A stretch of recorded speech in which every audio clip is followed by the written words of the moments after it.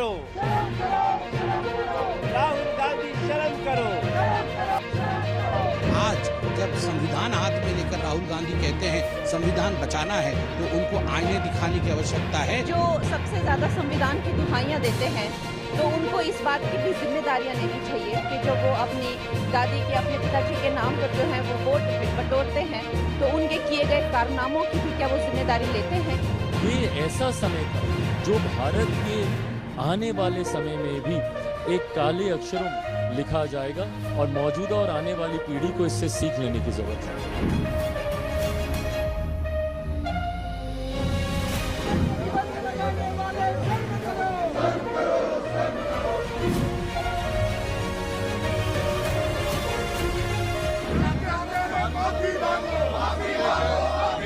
राहुल गांधी शर्म करो, राहुल गांधी माफी मांगो।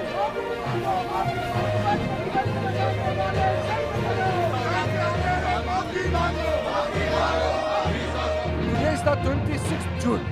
On this day, on 26th June 1975, early morning 6 a.m., then Prime Minister Srimati Indira Gandhi called emergency cabinet meeting and ratified post facto the 75. That is why today we passed the resolution in the House that such trumpulation of such demolition of the constitution will not be allowed again. So we have taken a resolution. केवल भाजपा के ही सांसद विरोध प्रदर्शन कर रहे हैं ऐसा नहीं है, पूरे देश में हिंदुस्तान के नागरिक विरोध प्रदर्शन कर रहे हैं और हिंदुस्तान के नागरिक के मानस पटल में आज का दिन एक महत्वपूर्ण दिन है।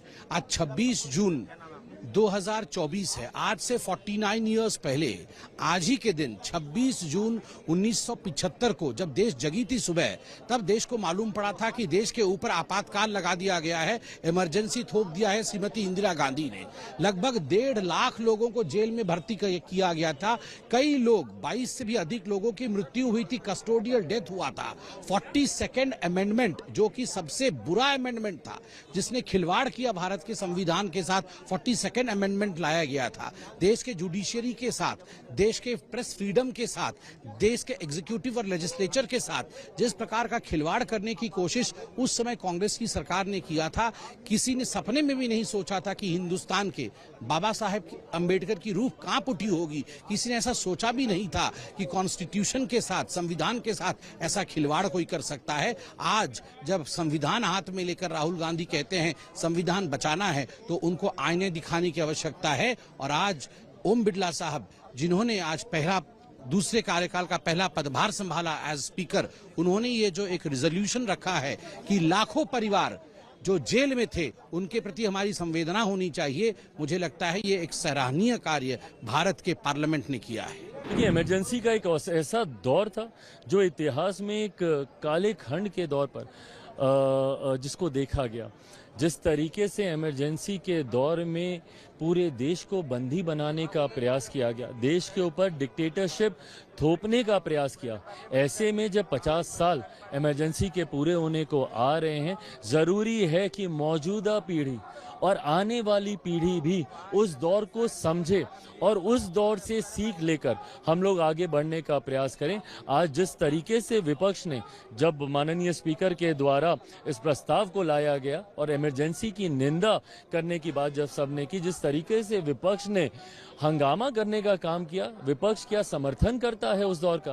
भाई, कई ऐसे लोग हैं जो उस दौर में जिन्होंने यातनाएं, प्रताड़नाएं झेली। मेरे खुद के नेता, मेरे पिता आदरणीय रामविलास पासवान जी ने जिस तरीके से उस दौर में यातनाओं को उनको झेलना पड़ा, ये ऐसा समय था जो भारत के आने वाले समय में भी एक काले अक्षरों में लिखा जाएगा और मौजूदा और आने वाली पीढ़ी को इससे सीख लेने की जरूरत है। देखिए, जो सबसे ज्यादा संविधान की दुहाइयां देते हैं, तो उनको इस बात की भी जिम्मेदारियां लेनी चाहिए कि जो वो अपनी दादी के, अपने पिताजी के नाम पर जो है वो वोट बटोरते हैं, तो उनके किए गए कारनामों की भी क्या वो जिम्मेदारी लेते हैं। और आज जो संविधान की सबसे ज्यादा दुहाइयां देती हैं, ये भी जरूरी है कि उनका खुद का ट्रैक रिकॉर्ड वो देखें। संविधान की जिस तरह से धज्जियां उड़ाई गई हैं और जिस तरह से गला घोटा है इमरजेंसी के द्वारा और सबके संवैधानिक अधिकार जो है इन्होंने छीन लिए थे, वो सब भी हम बार बार दुनिया को याद दिलाएंगे ताकि इस तरह का खिलवाड़ जो है संविधान से के साथ दूसरी बार हो ना पाए। 6 सितंबर को जो है, आपको तो पता है मैंने हमेशा ही राष्ट्रवादी फिल्में बनाई हैं, चाहे वो मणिकर्णिका हो चाहे वो इमरजेंसी हो। तो इस फिल्म के द्वारा भी मेरा यही एक मकसद है कि दुनिया के सामने जो है वो एक जो हमारा सबसे darkest chapter of our history है वो दुनिया के सामने आए और देखें कि किस तरह से लोकतंत्र का गला घोटा गया था। राहुल गांधी माफी मांगो, माफी मांगो, माफी मांगो। राहुल गांधी शर्म करो, शर्म करो, शर्म करो। राहुल गांधी शर्म करो।